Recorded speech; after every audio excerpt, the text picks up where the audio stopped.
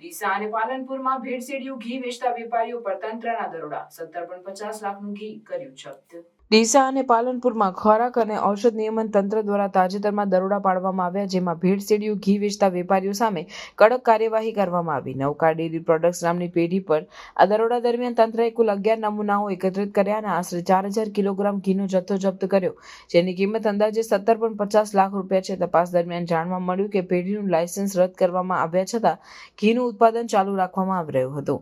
આથી તંત્રએ સ્થળ પર તપાસ કરી અને સંજય કુમાર બાબુલાલ મહેસુરિયાની હાજરીમાં ઘીના વિવિધ બ્રાન્ડ્સના 11 નમૂનાઓ લીધા।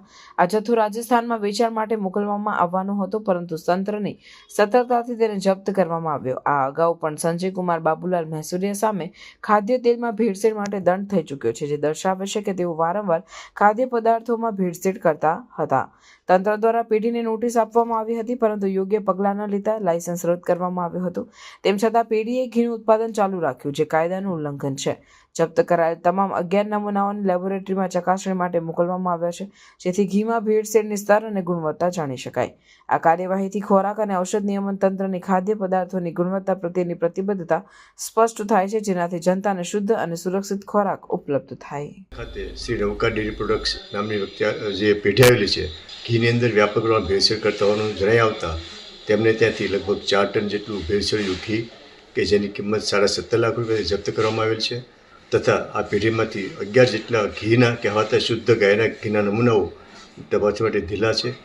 આ વ્યક્તિ તેલમાં ભેળસેળ કરવા બદલ એક્ઝિક્યુટિવ ઓફિસરે 1.25 લાખનો પાલનપુરના એક્ઝિક્યુટિવ ઓફિસરે દંડ કરેલો હતો 2019ની અંદર, તથા લાસ્ટ 2024ની અંદર અમીરગઢ જેએમએફસી કોર્ટની અંદર આ જ વ્યક્તિએ મરચાની અંદર કલરની ભેળસેળ માટે એમને જેલ અને પછી આ દંડ પણ ફટકારવામાં આવેલો હતો। આમાં વ્યક્તિ વારંવાર ગુનાહિત પ્રવૃત્તિમાં સંકળાયેલ હોય એના પર તંત્રની વોચ હતી અને ગઈકાલ રાત્રે આ ઘીમાં ભેળસેળ કરતા હતા એ પકડી પાડ્યું છે।